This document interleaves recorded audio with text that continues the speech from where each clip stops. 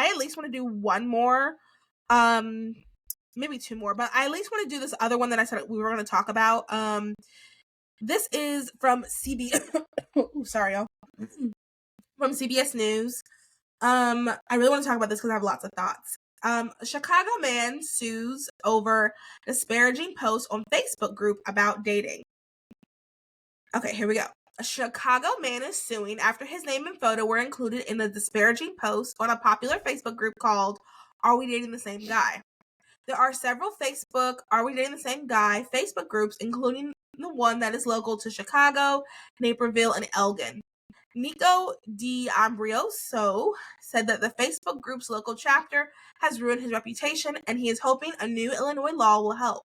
Filed Monday in the U.S. District Court in Chicago, D'Amoroso's lawsuit names dozens of women, one defendant's male relative, and several tech companies after posts started circulating in the Facebook group with his name, photo, and harassing text messages he reportedly sent to women. Interesting. Many of the defendants in this lawsuit are moderators of the Facebook group, though one woman told us she is not sure if she's listed on the Chicago chapter and says she's no longer active in the groups. D'Amoroso's attorneys liken his reputation now to a digital scarlet letter. They want Facebook and Meta to intervene and provide strict moderation. Quote, "We've been working on this for several months. We've tried everything but sue these people. We tried sending them registered letters, sending them cease and desist letters to no avail. And ultimately we had to take this recourse because our hand was forced and it wouldn't take down these posts," said the attorney Daniel Nicoluk. So, you care if I go first on this one? Go for it. Okay. So, I'm in, I think, 2 or 3 Are We Dating the Same Guy Facebook groups. I'm in 2 for Charlotte because Charlotte has one that's like, they call it one that's censored and the one that's not, which the one that's, anyway, I don't want to get too, because I don't want to get kicked out. I don't want to get too into it. And then I'm in one for a town that I thought I was moving to, but whatever I say. Okay. So I'm in these 3 Are We Dating the Same Guy Facebook groups. I think that the original goal, for those who do not know, the original Are We Dating the Same Guy Facebook group's goal was, if, let's say, I met this guy on an app, I wanted to date with him, and he assaulted me. Could be physically, could be sexually. Like, I then post, this is who I went on a date with. This is the information. This is what happened. You guys be careful, be safe. He uses multiple names on the apps. I've seen, like, and I think that is a good and noble idea, because there have been times where girls have, in the Facebook groups, I have seen the positive. So, like, things like that in the groups. Especially because now, realistically, unfortunately, a lot of ways that we're dating is online. That's just a fact. A lot of ways we're dating is online. So I do think that's a good safety precaution. That's important. Now, these groups, because of just how society is, can turn toxic pretty quickly. I've also seen where someone will post a picture, be like, "Hey, I just matched with this guy, NET," which I actually don't like that. Unless you already have a red flag. And then if you already have a red flag, maybe you shouldn't be going on a date with him anyway. But unless you already have a red flag, if it's just like a regular guy, I really don't think you should be posting NET, because that's like one of the things, but whatever. They'll post NET. And then you'll get some girl that'll be like, "Yeah, I dated him 15 years ago when we were in middle school, and he cheated on me with, like, the girl that sat next to him.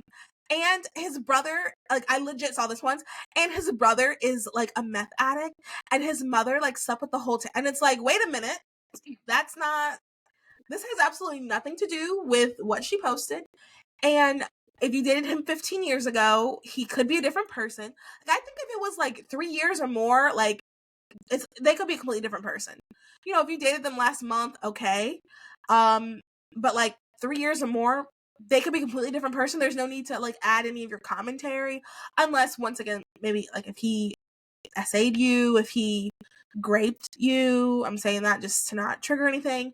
Unless he did something like that to you, then, like, sure. I think that even if it was like 3 years ago, I think maybe saying something about that, I don't think there's a problem with that. But, like, he cheated on me 3 years ago. Or, like, another one I think is a little crazy is he ghosted me. And it's like, I don't know if that's like worthy of, ruining his reputation because he ghosted you. But here's the thing. In a normal, like, healthy society, and let's say I post that and like a bunch of different girls said, "Oh, he ghosted me. Oh, I dated him 15 years ago." I would see that and be like, "Okay, so then he's fine." Like, I wouldn't think too much of that. But what happens is, like, the girls will screenshot that, send it to the guy, and then it just becomes this whole big thing. And like, people don't understand, like, you don't have to, like, okay, if the only thing, his only problem is he ghosted some girl 2 years ago, then you just keep going, like, it's not that big of a deal. But people, like, we don't live in a normal society anymore, so people are doing all these other things to it. So I definitely see how it can become toxic.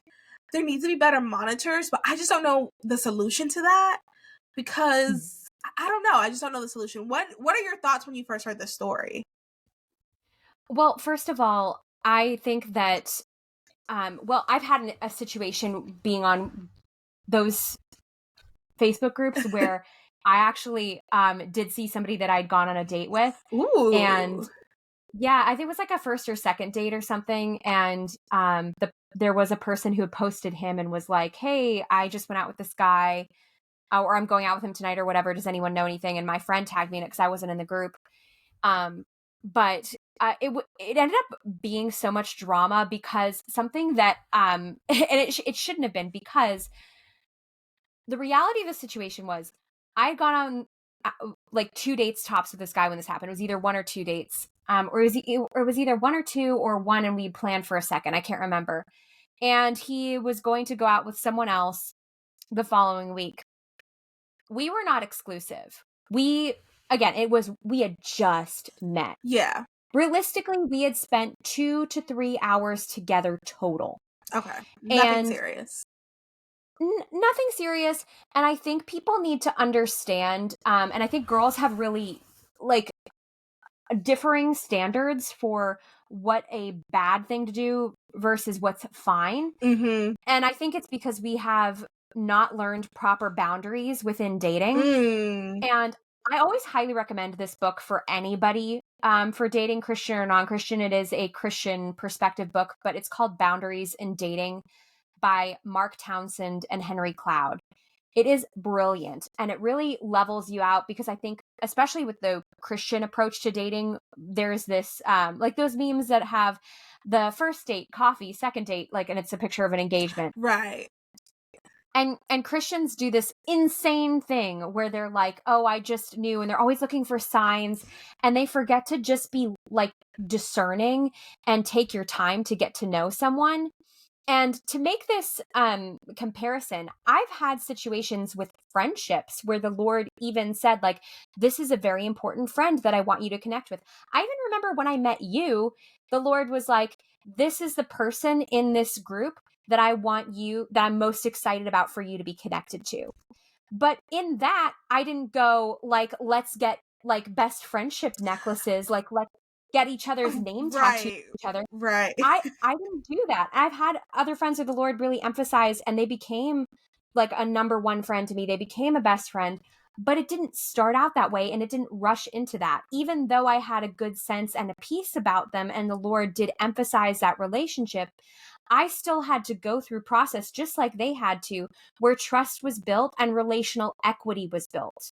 And in order to get to know someone and let them in, you have to have an alignment of what is happening in the natural, which a lot of Christians can really over spiritualize, but what is happening in the natural, and having that at pace with what's happening in the spiritual and in the emotional part of your being. Mm-hmm. And so as that depth develops, you don't rush that process, and you don't go ahead in any one specific area. Like I said, like, just like I wouldn't give you a BFF necklace the first time I met you, even though I knew we would be close.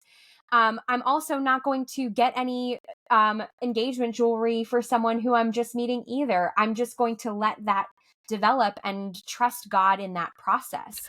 And so I think that there is even like a secular aspect to this, because of what the film industry has taught a lot of people about dating, where it's like everything's so like faded, from like even like the early 2000s film Serendipity, where it just makes it seem like, oh, it's so like serendipitous, it's so faded that John Cusack should end up with Kate Beckinsale. And pretty much every rom-com has that type of angle of this like faded love story.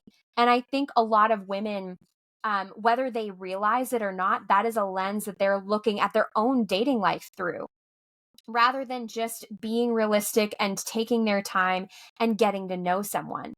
And in that, I want to say, relating it to the situation that I went through, where at first I was like, oh my God, like he's seeing someone else. And then I was like, actually, he didn't do anything wrong, because we were still getting to know each other. And eventually, like, he did want me to be exclusive, and that didn't work out for separate reasons. And it wasn't because he was cheating. It was just because we had different values. And I was honestly too Christian for him. He was like Christian light, and I was like Christian intense, which if you've been watching this whole episode, you kind of got that. Yeah. And that's Um, okay. and that's fine. No hard feelings. Yeah. He did not do anything wrong in that. Regardless of how I screeched at him, sorry.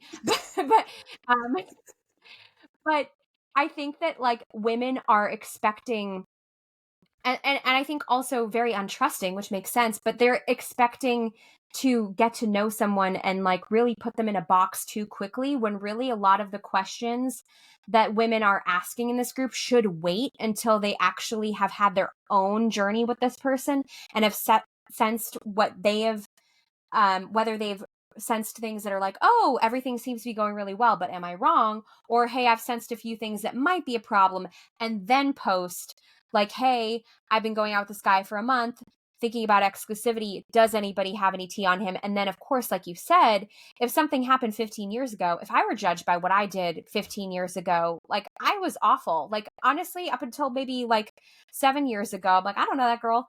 No, I feel you on that. Some things in college, I'm like, ooh, that was why did I do that? Please don't judge me from that. Yeah, and we grow as Right. humans too, and we have to give grace to men. I think a lot of women do not give grace to men or allow them to grow, and I can imagine how frustrating it is as a man in today's world to be held up to these crazy Yeah. standards, when there are certain things that even I do. Like, I'm fine to ghost someone if I've only gone out with you once. I don't Yeah. really owe you an explanation. I ghost a lot of people if I've only gone out with you once. I think that's fine. I Now, what's crazy is if you're exclusive with them and then they ghost you. Now tell me about that one. Yeah.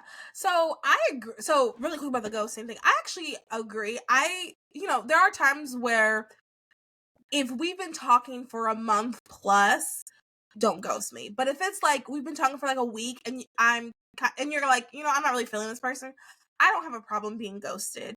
And to be honest, sometimes like I'd rather you ghost me than to like list out actually X, Y, this is why I don't like you. Sometimes I'd rather just not hear it. Like, I've had someone do that before, and I'm like, you know what? I don't feel better.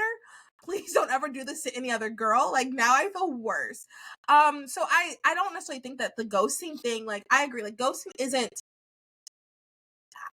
it's not the end of the world, and I really don't think it should be used as a negative. And then to kind of talk also about like with the what you said about Christian dating, I used to fall into that category. I legit thought if you went on a date with someone, you had to see them as your spouse.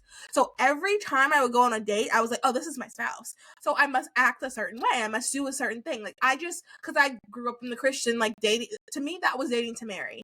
Not dating to marry, to me was like date, then marriage. So like I was going into dates, especially when I think about like my previous ex, I was going into dates thinking like, oh, this is my husband, so I'm gonna act a certain way. I'm going to do this a certain way. My future is literally right here. This random man that I met at church that does not know me from Mary is my husband. So I'm gonna do X, Y, and like, you're right. We put too much of pressure on men and on dating as Christians because, part of it is, I'll admit, like, I really wanted to be married before 25, and then I wanted to be married before 30. So like, I wanted that. Like, I also, once again, I was Christian. So, we're not having sex till marriage. So obviously you're Christian, you get what happens with that. So like, there were just all these like unnecessary pressures when really I should have just gotten to know him better. And like, he fell a lot. And like, I personally think we both fell into the whole, like, we're Christians, we must get married type of thing. And there's nothing wrong with that. Like, I also want you guys to hear me, like, there's nothing wrong with that. But I also always say on this podcast, like, marriage is a big deal. Like, I know right now, especially in Christian circles, everyone's like, get married, have babies, get married, have babies, and do that. Absolutely do that. But like, take who you marry very, very seriously. And I think because we're in such a time where everybody's so lonely. We're in a time where everyone, at least I can say for myself, aside from like the friend group that you met, that how we all met, aside from them, all my friends are married and a good chunk of them are having babies already. So like, you see your friends doing this.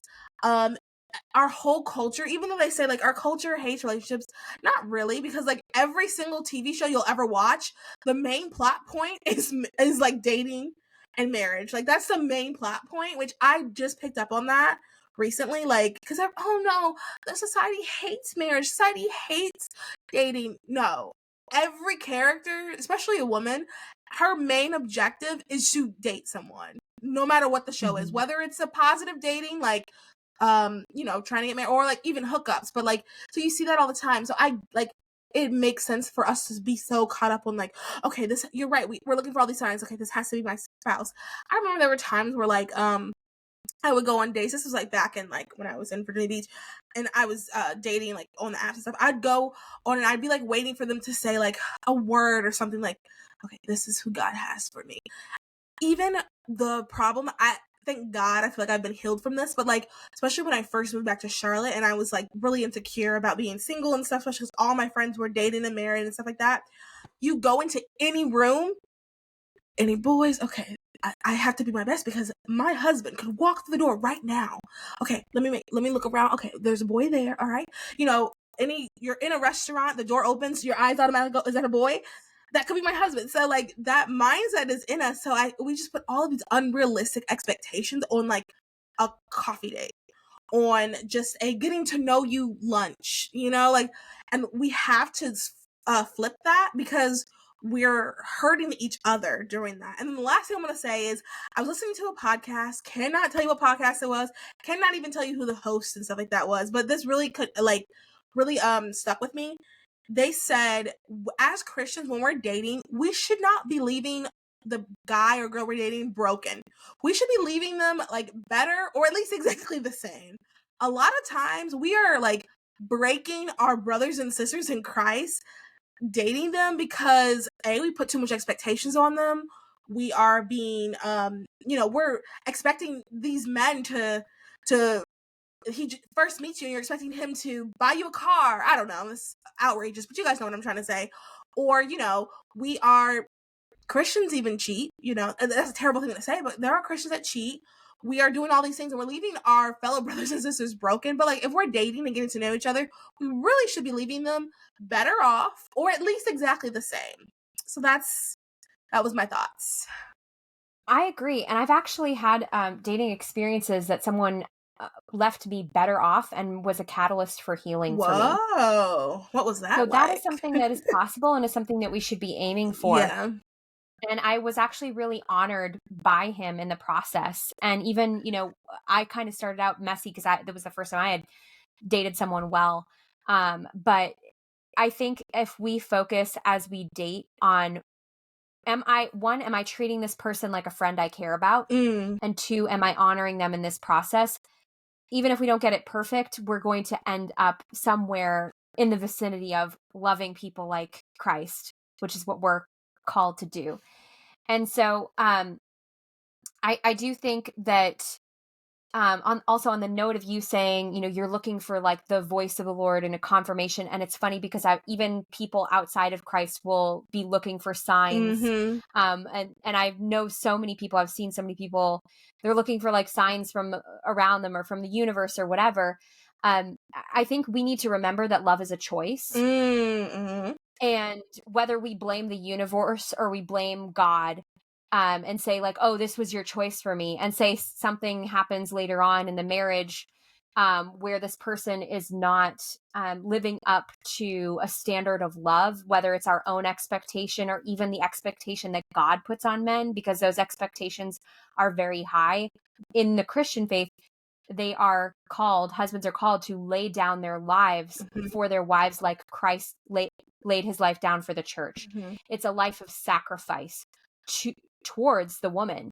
And so they're actually, held to higher standards than women are in that situation. And that's a whole nother conversation. We can But do a whole even when episode on someone that. doesn't meet those standards, if we were to say, well, God, you said, or universe, you said, this was my person. So rather than making it a choice like, oh, I choose to love this person because this is the person that I want to love, want to marry, want to spend the rest of my life with, you could get into a place of God said or universe said, therefore, now that I've been hurt, I am blaming God for, if this was his choice rather than mine, I'm blaming God for this person's actions, or I'm blaming the universe.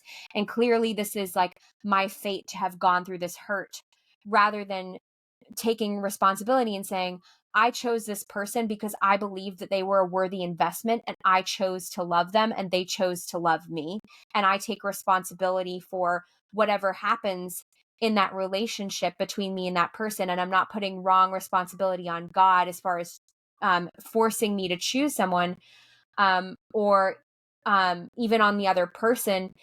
It's like just that maturity of saying, like, I chose to love. Sometimes that doesn't work. Ideally, that person would be surrendered to the Lord and would love the other person in the marriage well. But when they don't meet those expectations, we cannot be blaming God for choosing our partner or the universe or whatever. We have to actually realize love is a choice, and God made that choice, that free will, part of the good thing about being a human and made in the image of God. That just like he chose to love us, we get to choose who we love as well. That was good, Jamie. That was good. I think that's so we can segue into like one more story